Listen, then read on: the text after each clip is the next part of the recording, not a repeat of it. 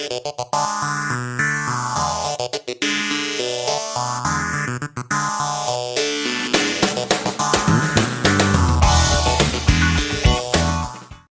and welcome to this special edition of Akrinos Access. I'm Eric Matei, joined by a wonderfully fascinating, remarkable guest today in Mr. Ob Malope. Obi, thank you so much for joining us for this conversation today.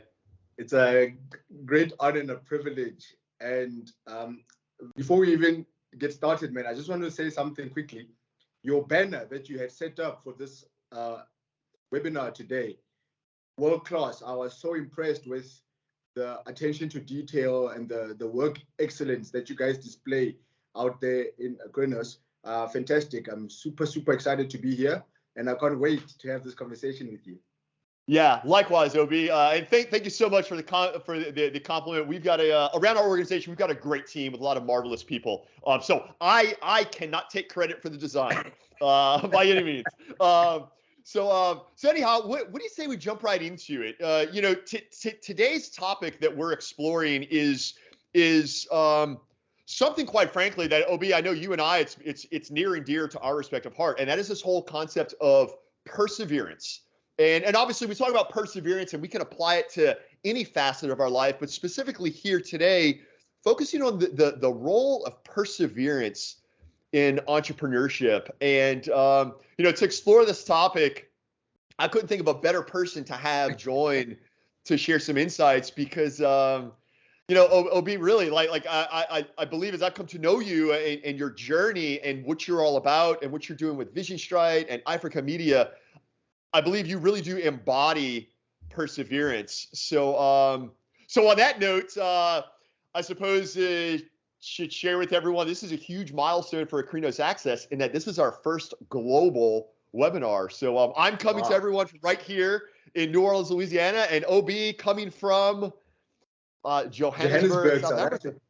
Yes, fascinating, man, fascinating. So okay, well, look, I feel like if we continue with the salutations, we're never gonna jump into it. And I know you and I, we can talk all day, man. So let's jump right into it and let's start this conversation, Ob. And again, knowing that we've got so many viewers out there that are either catching this live or watching it on YouTube, what have you, but so many folks out there right now that, man, it's a lot of trying times, right? And there's a lot of things that I think a lot of people feel like the cards may be stacked against them. And we're going to change that today in talking about perseverance and persevering through the adversity and the challenges and those hurdles, whatever they may be. So, Obi, why don't we please, let's start by just share with everyone a little bit about yourself and kind of, how you got into what you're doing now. Please, fascinating story here.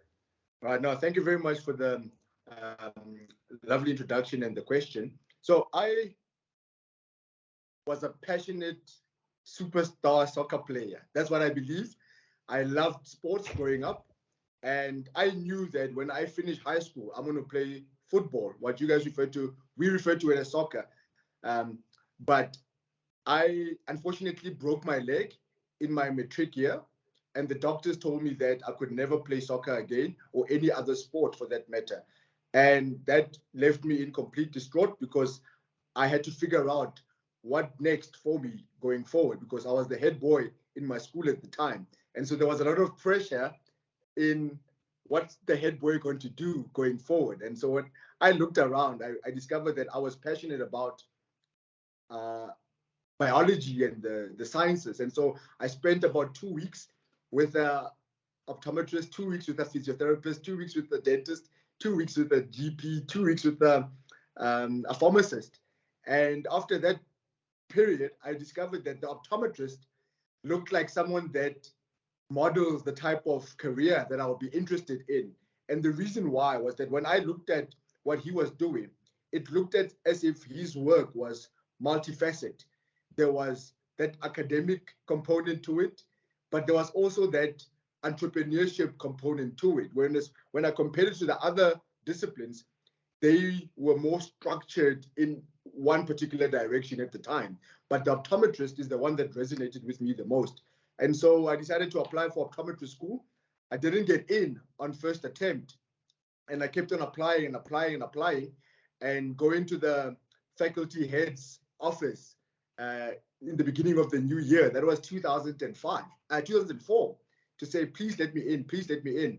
I did not apply for any other course to study. And I know that if you could just let me be here and be part of the students, I will make it work. I will be one of the best optometrists that will come from the university here. And I think the persistence that I just kept on knocking on his door over a period of 2 weeks after getting the rejection letter, eventually they said yes, and they welcomed me into optometry. And that's how my eye care journey began. And I come from a place whereby financially, I did not necessarily have the resources to go through optometry school. And so I started working as an optometry student from the very first year of optometry school. And I went to optometry practices throughout the country. So the school that I went to was based in Bloemfontein, which is the central part of South Africa. But whenever opportunities arose during the holidays from my first year, I would go to Cape Town, I would go to Johannesburg, Durban. Those are some of the other bigger cities in South Africa to spend time in various optometric practices, because I knew that I was not only making money working as a student, but because I'm a slow learner, if I can put it that way, I had to put myself in a situation whereby, what will optometry look like once I have graduated one day? So I wanted to give myself the extra added advantage that perhaps the other students were just focused on their schoolwork and waiting until they get to final year optometry school to determine what journey they're going to go on to regarding eye care. Whereas with me, I quickly had that desire right in the beginning. And so that's how my journey in eye care basically kept on unfolding in my first year. Nothing was rosy. Optometry in South Africa is a 4-year degree. And after that 4 years, you can be able to go and open up your own practice. And the university that I was in, if you fail a year, if you fail a subject, you have to repeat the entire year. And so I failed third year. And I was completely distraught. And I failed it by literally like 2 points or 2 marks. And I came back the following year, then I passed it. I got to final year and I failed again. And it was so disheartening knowing that I've given it everything that I have, but yet I did not make the requirements that they were set before us as all the other students. So I was one of the few students that took longer to finish the 4-year degree. I literally took almost 6 years to complete the 4-year degree. And yeah, I think when you make reference to perseverance, it's one experienced multiple setbacks earlier on in their journey, long before I even got into optometry school. And on social media, I've had this phrase that I've been utilizing ever since social media started. In actual fact, it was even before: make what you do count. And it stems from what I experienced before I got into optometry school, that life is not what necessarily happens to you. Life is what happens through you or from you. You might not have control over the things that you get to face as a human being, but most certainly you have control over how you respond or react to them. So perseverance for me, I think when I look back, thinking about the topic today, started back then. And that's how my journey unfolded, Eric. That's that's amazing. And I was aware of your that point of the story where you experienced the injury and you were no longer going to go the athletic route, but realized, wow, I mean, I thought I was going to become a professional soccer player, and now I need to kind of figure things out. But I did not know the degree to which perseverance got you through optometry school, right? And I know, I mean, look, I think we can all reflect on times in our lives where, man, like the cards are stacked against, and it's so, it could be so easy to throw in the towel or find an alternative, but you just stuck with it, right? Now on that note, share with me also, I mean, if we're looking specifically at that point of your life, right? From having the injury, I mean, heck, just purely the persistence you had to persevere through getting into optometry school, that's huge. And then in completion of the program, share with me a little bit about your support network, OB, because I think that's something else that I know we're going to touch on today. And that's like, Wow. You got to have your support network. So, who did you find was really in your corner for you in those early stages of your development? Wow, what a question. No one has actually ever asked me that question dating back for that long. And I was fortunate enough, when I look back, my current wife, we actually met in first year university. So the solace that I found throughout all of that, when I got into optometry school, my parents were going through a divorce, and it was a bad divorce. So what was happening at home was a mess, and one has to now find their way into optometry school. And I was fortunate enough to meet my wife at university, whom at the time became my friend. And she was coming from a situation at home whereby it was not all rosy as well. So we sort of like connected in a manner in which we could relate with one another on a personal level. So as I'm going through optometry school and I'm finding myself, you must remember South Africa is one of the most unequal society countries in terms of the economic divide, if I can put it that way, in our country. Sure. There's multiple races, multiple cultures, and all of that type of stuff. And so when I look back in optometry school, I was a minority within the optometry class. And the optometry school that I was attending was only in its third year in existence. So you not only had to navigate your parents getting through a divorce, you also had to navigate being a minority in something that you would have naturally not went into, because like I said, 3 or 4 months earlier, I would have went and became a soccer player. So there were so many changes that one had to adapt to, that she was my support structure. She had my back because she always saw potential. She always spoke life into me. And I don't think I've shared this with her even now. So hopefully she'll be listening to this and hearing it. But, and I'll fast track it. Because I was at a disadvantage in terms of the finances, in the academic knowledge that I felt like I don't qualify, I pursued people. So I pursued the lectures. I pursued every single one of the lectures. I would go and sit in the offices to want to know more. I would ask them, what would I need to do to be different? The first optometry conference that I attended, I was in my first year of optometry school, because I wanted to set myself apart so that throughout optometry school, the things that I might need later, I know what they will be long before I will need them. So that helped me. The first mentor I got, he gave me Saturday work. And every Friday afternoon and every Saturday, he got me into his practice and taught me how to communicate with patients. So he was there to support me financially with the little $20 there, $30 there, $40 there of the work that I was doing, whether it was packing files, cleaning the cupboards, welcoming people.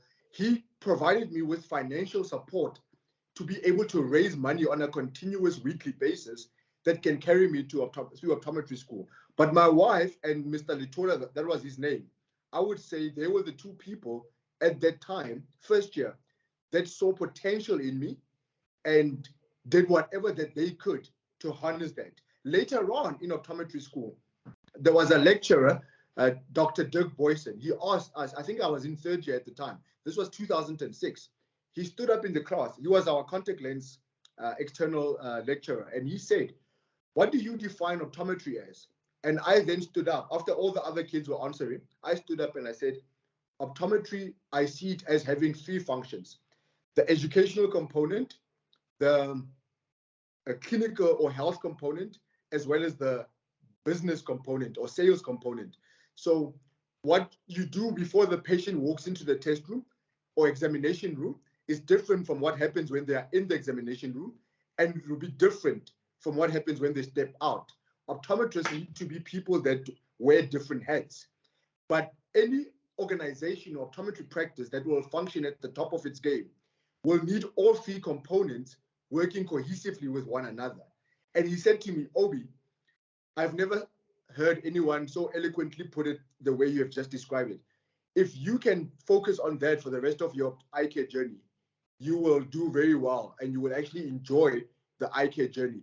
So Dr. Dirk Boysen became that second person, and that second lecturer on top of Mr. Litola, who then identified something that I was passionate about and started talking to me in relation to that which he saw no one was doing that type of thinking process at that time from the students. A lot of the students were very academically or clinically orientated. And then the head of the school, Professor Rasengani, she held me to a different standard. She did not go, your parents are going through a divorce, you financially not okay. She did not use those things to then lower the standard for me. In actual fact, she did the complete opposite. She said, because you are a minority in a very highly competitive industry, you need to actually operate at a higher standard than the rest of your classmates. Because if you make it or if you succeed, you're going to be influencing 100 more people. But if you fail, you're going to be influencing 1,000 more people because of the color of your skin. And she held me to a different standard when I was third year, fourth year optometry. And hence, when I failed, they did not try to negotiate with me to let me through. They kept me to repeat the whole year again, because I believe that they saw something in me that I perhaps was not aware of. And it goes back to that, what goes with perseverance is resilience. So for me, I think resilience then kicked in earlier on as a student, as a result of the role that my 3 lectures played and the role that my now current wife, we've been together for 18 years, married 10 years, she always spoke life into me.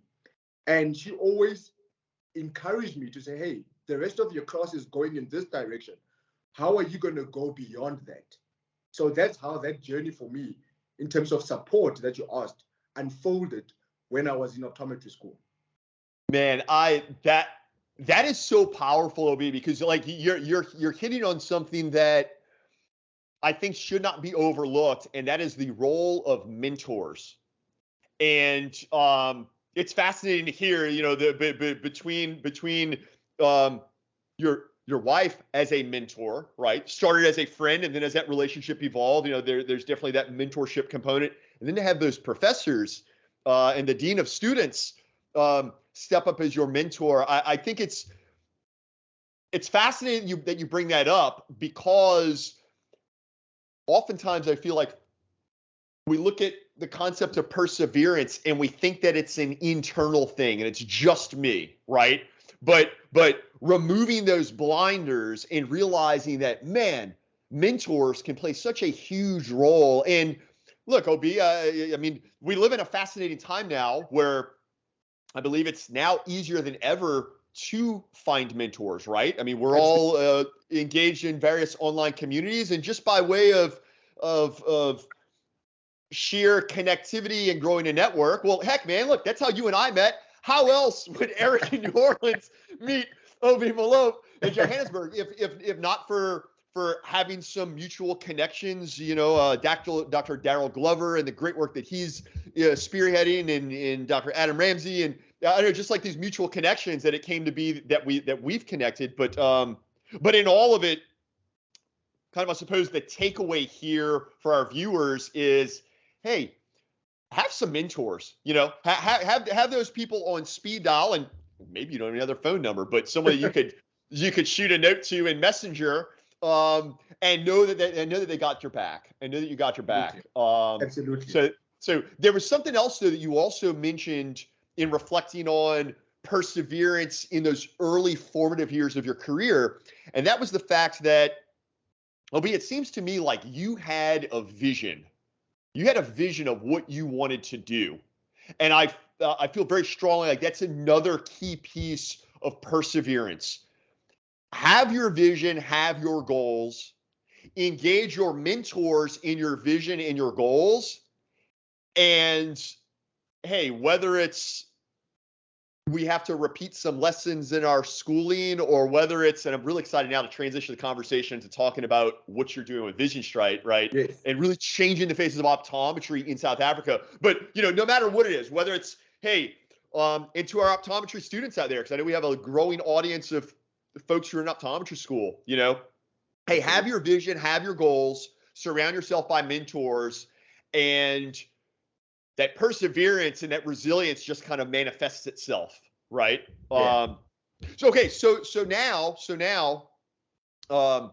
if we put this back in context, you came out of optometry school in what year was that? 2008 or 2009, somewhere there. I failed too many Somewhere in times there. So but I remember 2008 to 2009, and immediately when I left optometry school, because I worked as a student in multiple practices across the country, one of the first things that I then did was, one, I'm already exposed to multiple practice modalities or business models, but I felt like I don't know necessarily how to run a business and HR and all of these other aspects that make optometry practices what they are. So I worked as a travel optometrist for one particular group. They had about 40 practices that belonged to the head office, and I traveled between the different practices. And you can't build a strong connection with your patients if you're constantly moving around. So what I then did, I learned the different languages in my country. We've got 11 official languages in my country, and I learned the different stereotypes, different nuances, different similarities, I guess, that exist between the different cultures. So I exposed myself to culture and religion that different people are into. So when I traveled around, the one thing that I immediately started doing was learning how to communicate with patients as the travel optometrist. So I harnessed that skill in my first 2 years working, because I knew I'm only going to see this patient on that one occasion, because the time they collect their glasses, there's a high probability that I'm not going to see them. So then I did that, and I realized that I'm missing out on learning what else is out there in optometry. So fast track, after the 2 years, I decided to work as a freelance optometrist to practices that were utilizing a wide spectrum of spectacle frames, spectacle lenses, and an array of contact lens products. Whereas the 2 years prior, the company was utilizing only specific brands. So that got me out of that norm. And then 2 years later, I would say I probably worked free of charge in some of the leading practices in South Africa, because in my final year of optometric school, I wrote down what makes the ideal optometric practice. And it surrounded 5 key areas: the purpose of why something exists, the people in it, or the people that come to it, the processes, the products, and the profits. And that was a question that I had in my final year of optometry school. So fast track, when I'm now deciding, let me go spend time in practices that I believe were the top contact lens practice, the top pediatric practice, the top eyewear practice, and so forth. I think it was about 100 of those practices that I got to spend time with. Some of them paid me, some of them didn't pay me. And I then just went with a notebook, and I literally wrote down every single thing that spoke to those questions that I had. And then I joined one of the pharmaceutical companies in 2013 as a sales rep, after spending so much time working in various optometric practices or exposing myself in various optometric practices. I realized that one thing that was lacking in eye care was there was no, especially after working as a sales rep for one of the pharmaceutical companies for just under 2 years, I discovered that a lot of optometry practices or optometrists or eye care professionals, they don't necessarily invest continuously in the development of their business skills, their people skills, their human resource skills, their communication skills. All that they carry is what they learned in optometry school. And a lot of practices don't reach the peak performance levels that they deserve to reach because they end up operating within the comforts of what they are used to and not necessarily stretching themselves beyond the limits of their comfort zone. And so after 2 years working in this pharmaceutical company, it was a fantastic pharmaceutical company. I then started a company called Visionstryt. And Visionstryt simply became a business consulting firm for the eye care industry.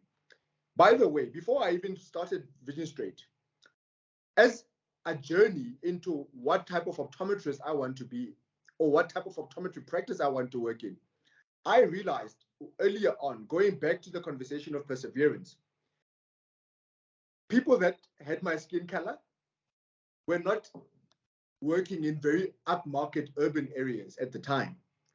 So I then made a decision to say, I'm going to be that optometrist who's going to go into those areas that you will not necessarily find a person that looks like me in those areas working as a professional.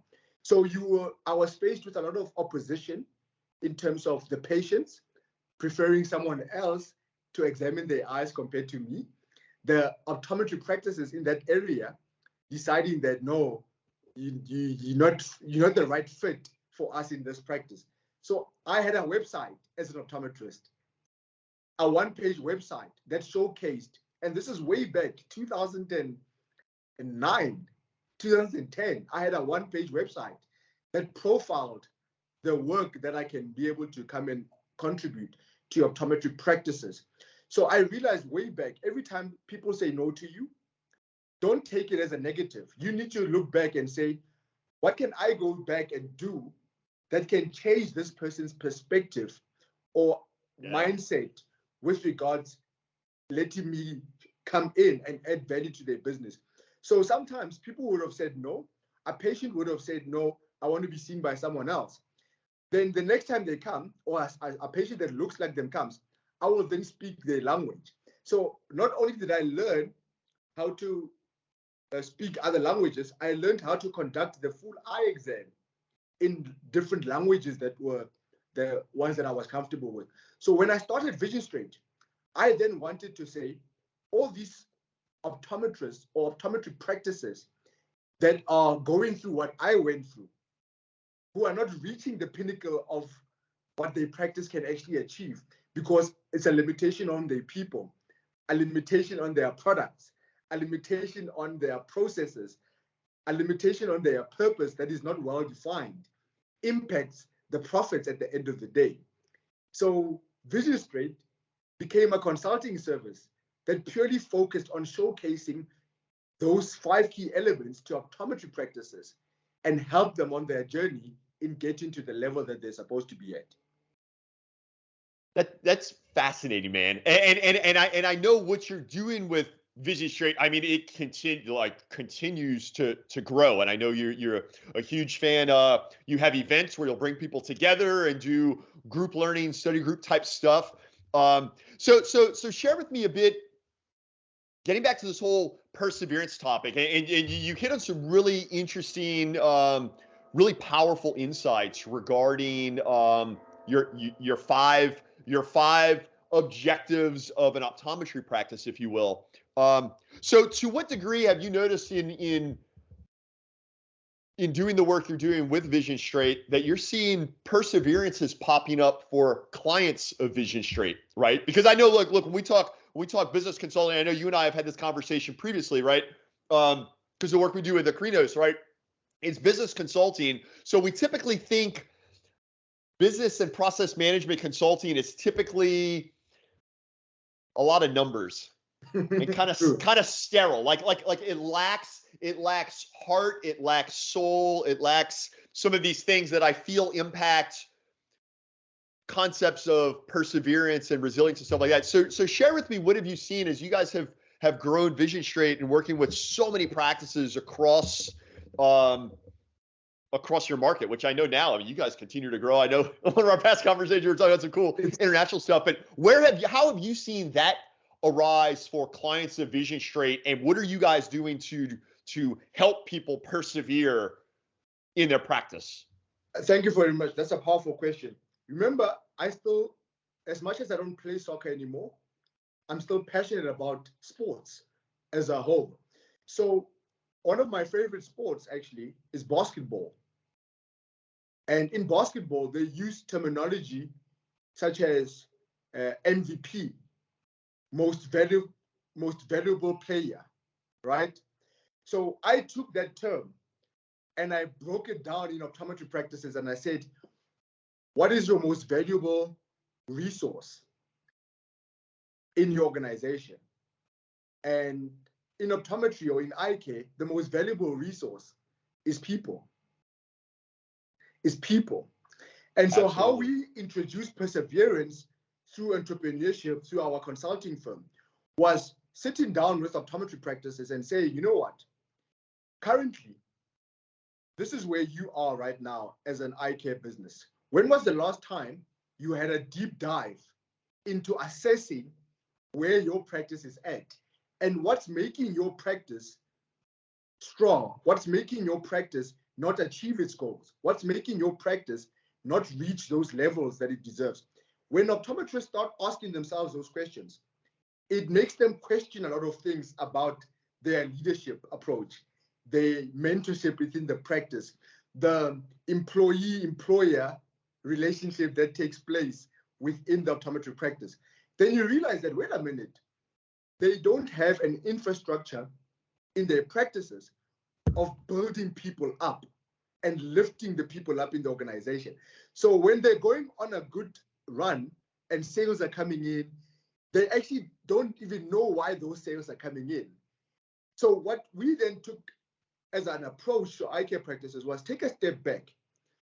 What is going to happen when you are having slow months, or when the economy changes, or when things happen in the industry that results in you not maintaining peak performance levels?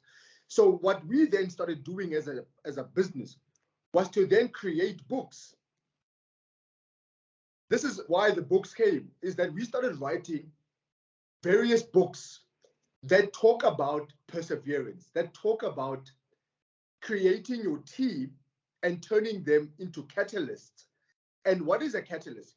A catalyst is the person that when things are going well, they not only show up, but they make the rest of the people around them better. And what works for Eric is going to be different from what works for Obi. You cannot unlock the full potential of Eric the same way that you unlock the full potential of Obi, because Eric as a person is different from Obi as a person. So the practice has certain standards and norms, but the people have certain skills and norms within them. So how do you link the two in order to make the person better in their job? So we actually focused on those non-tangibles with regards the aspects of the business that it needs in order for it to reach those peak performance levels. So we focus on people more than we focus on the numbers, because when people understand their role within the business, when you as a business owner understand that, wait a minute, I can't have employees work for me, but I don't have a connection with my employees. And I'll give you an example. In optometry practices, you'll find that some practices is an optometrist, optical dispenser, and 3 staff members. Some of them, you'll have a maximum of about 6 people in a practice, some of them 10. How do you expect these people to work in your practice 5 years, 10 years, 15 years with you? But you don't even know where they live. You don't have the human touch, the human element. And that means you have to introduce components where they see what makes the business work. They see what makes you as the leader work. When are you experiencing a high as a leader? When are you experiencing a low as a leader? So all we do as a business is to connect the human element of leaders and employees with one another, and actually then expose things like kindness, vulnerability, empathy. All these elements are things that we have just focused on over the years within our consulting service. And we have found that when the bad times come in optometric practices, the team sticks together, and the team as a unit takes the responsibility of saying, hey guys, here's the pandemic. It's going to affect a lot of optometric practices in this way. However, we as a team, these are our strong points, and this is how we can be able to move forward as a team. We might not have patients coming in as they used to, but because we trust one another as a team, the owner is comfortable enough to know that they've got the buy-in of the team because they share all elements of the journey with the team.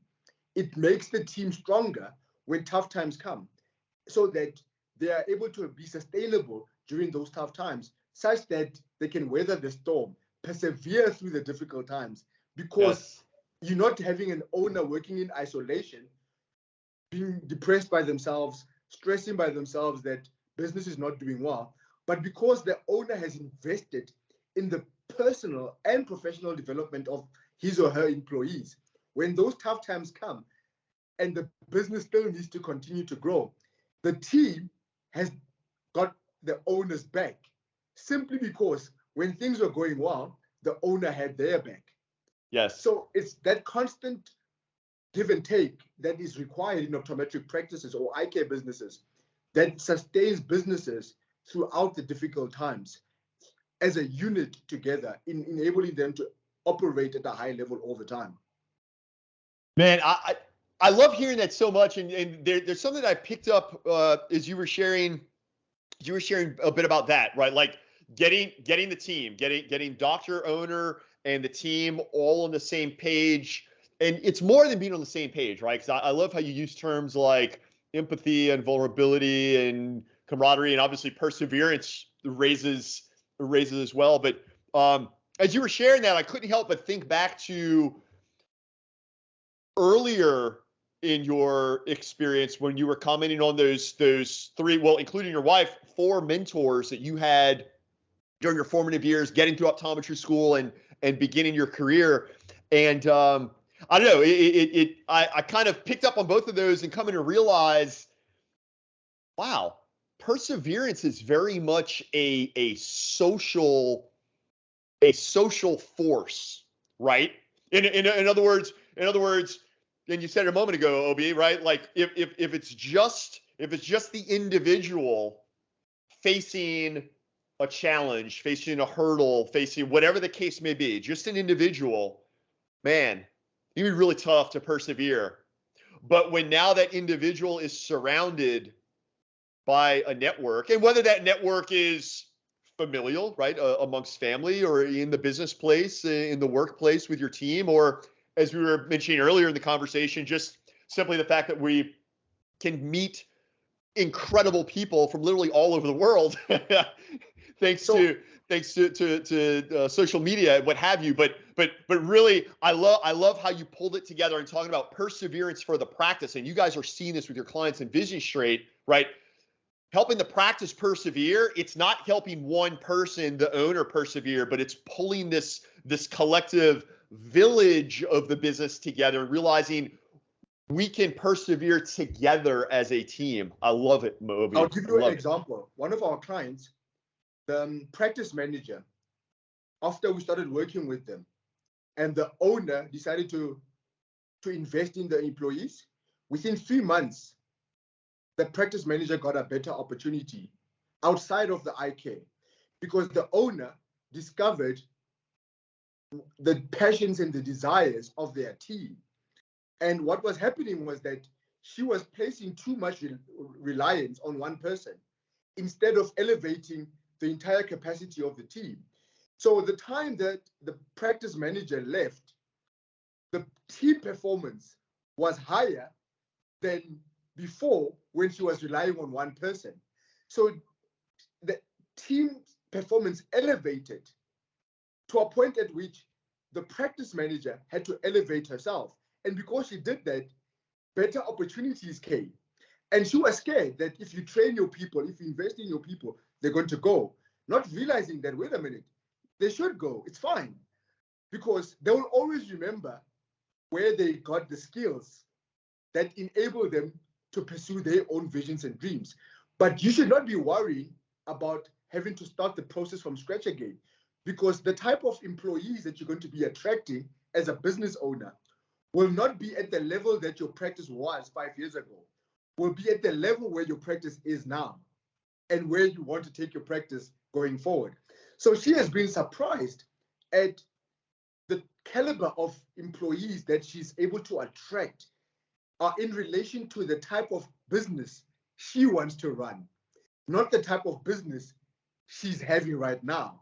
And that's what I've seen, that when you invest in your people and you share your own journey as a business owner, for example, where you as a business owner running your practice for 20 years and you've got employees that have only been with you for 5 years, they need to know where you come from, how the practice has evolved, what you have gone through, what you failed at, what you were able to overcome, and that you were not doing it all by yourself. And even with us, when you talk about mentors, we evolved. So I don't necessarily have the same mentors that I had earlier on in my career. As you evolve as a person, you need to surround yourself with people that are further than where you are at.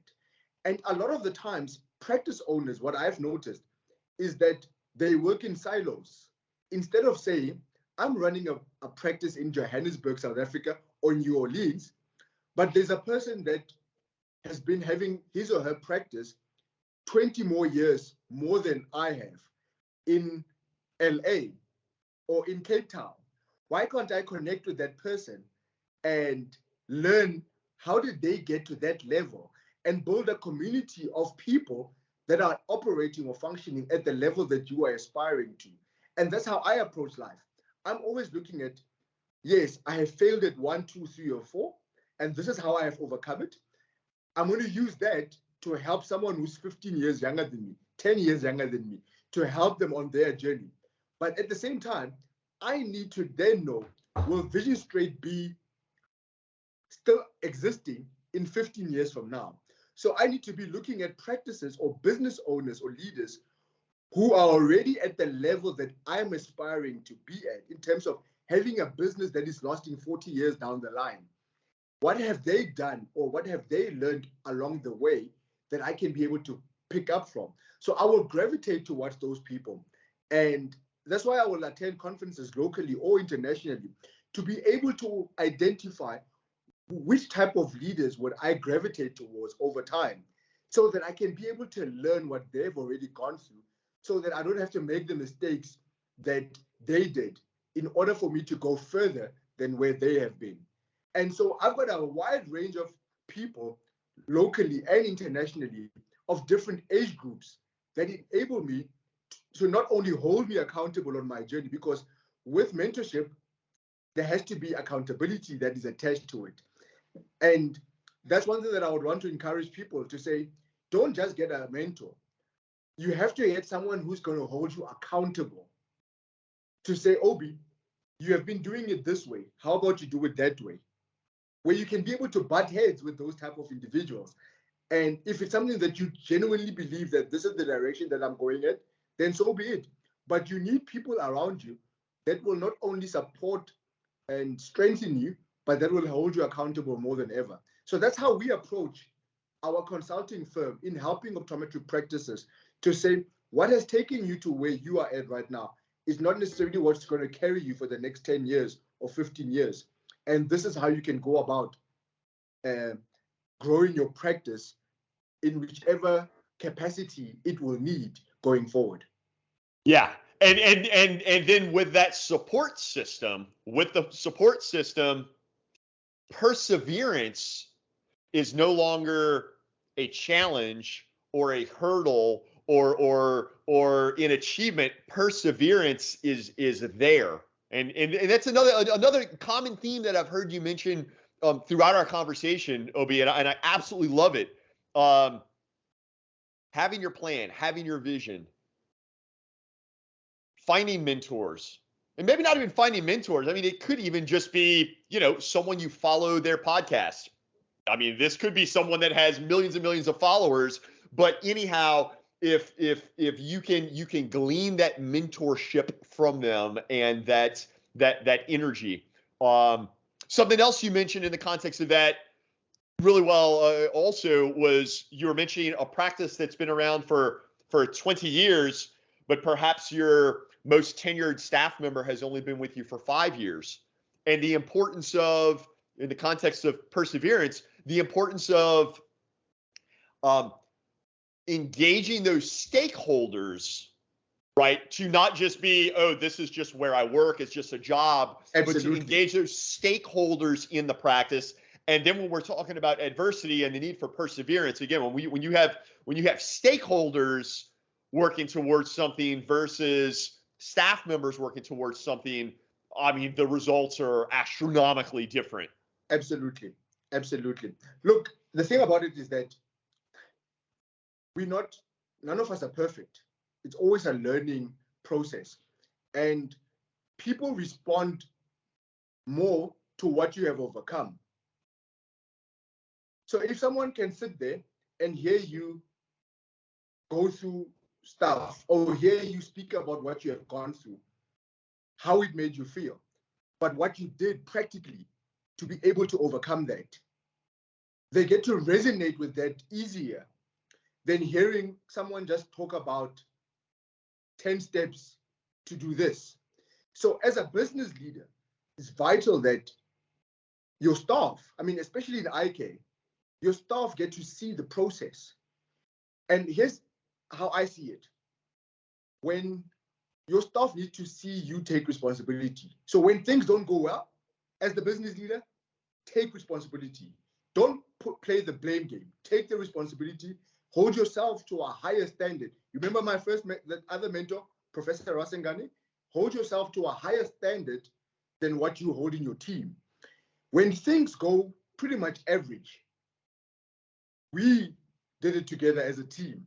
You know, you showing them, hey guys, we could have achieved this, but we fell short of this. This is how we can be able to work together in fixing this and growing this. But when your team achieves great results, don't even put yourself in that equation. Acknowledge them to say, hey, you guys, you did this. But don't leave it at that.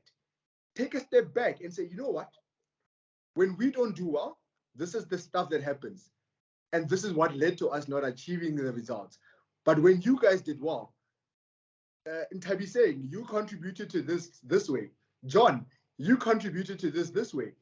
Emily, the role and the value that you play in the practice is as follows. So if we can come together as a team and work on each other's strengths, work on each other's weaknesses, and be able to bring out the best out of each other in moving forward, no matter what we're going to be faced with as a practice, we will be able to overcome it. So one tip that I will have for business owners is, how do you help your staff win in their personal lives? Before you even start thinking, how do you equip them to help you win in your business? So the mindset has to change. You as a business owner have to say, I've got this practice, it's running 10 years. This is what has led to it being at this level. But wait a minute, I want to take it to another level.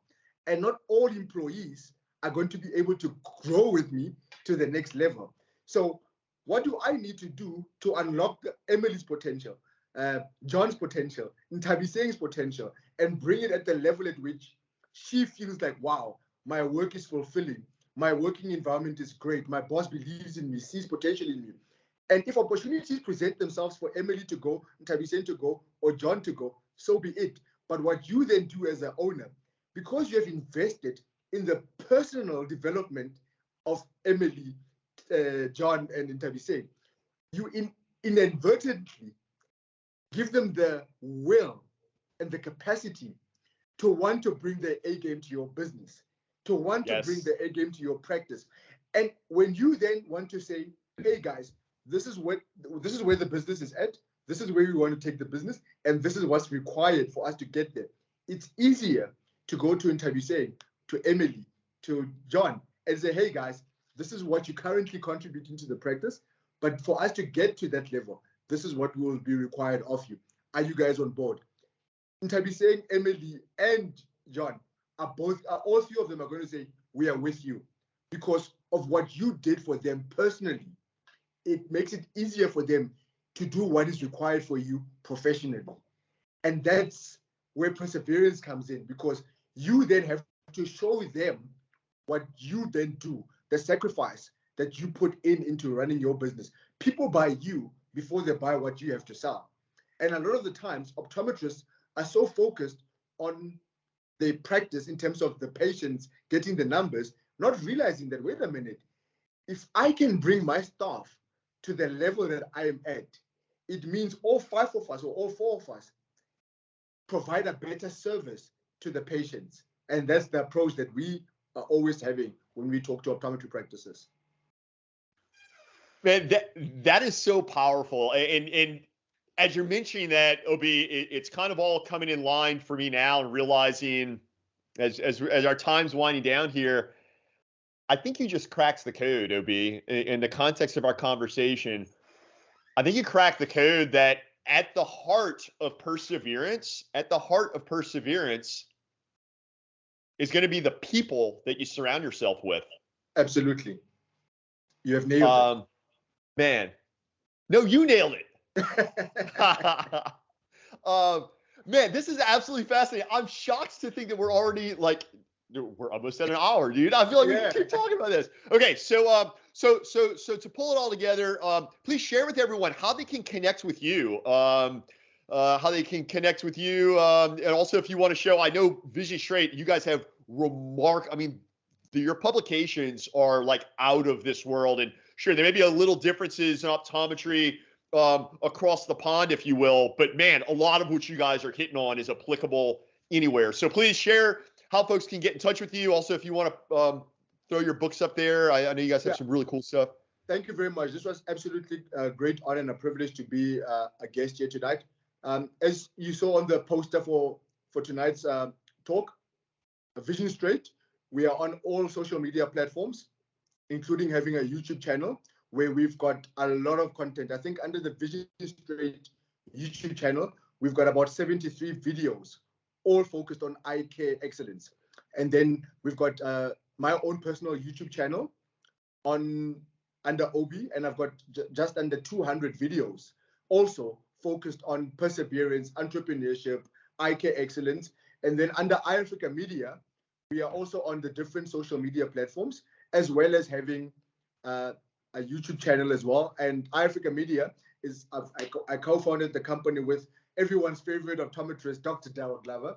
And it's all about elevating eye care on the African continent to a global stage, showcasing the amazing work that's taking place from Kenya, Ghana, Zambia, Zimbabwe, South Africa, Botswana, Mauritius, all these amazing countries on the continent. And so we showcase eye care there. We also have hundreds of videos there. And across all the social media platforms, Twitter, Facebook, Instagram, LinkedIn, we are across the 3 different profiles that I've just mentioned. We are there. I would love to connect with different people. And on our website, www.visionstryt.co.za, you can get our books there. We've got 5 books that we have already published for the eye care industry. And one is on business, one is on marketing, one is on pathology, one is on practice team, and the other one is on optometric business. So it's been an absolute honor and a privilege to connect with you today, Eric. And I can't wait to connect with your wonderful eye care community across the globe. It's going to be super, super exciting. Yeah. Obi, man, the pleasure was all mine. Thank you so much for joining us today. But bigger than that, man, look, thank you for everything that you're doing, because you are impacting so many lives, you and your team. Man, y'all keep doing incredible things, and we'll have to do this again sometime. Also, we'll have to find some other cool topics, because I feel like this is really good, some really good energy we got going. So, absolutely, man. Ladies and gentlemen, a big thank you to Mr. Ob Malope, CEO of Visionstryt, co-founder Eyefrica Media. Great conversation today about perseverance and entrepreneurship. Find Ob and Visionstryt across all the socials. You can connect with me through Akrinos.com. You can find a rebroadcast of this on the Akrinos YouTube channel. And Ob, thanks again, man. Have a great week. And until next time, Eric Matei signing off. Cheers, everyone. Today.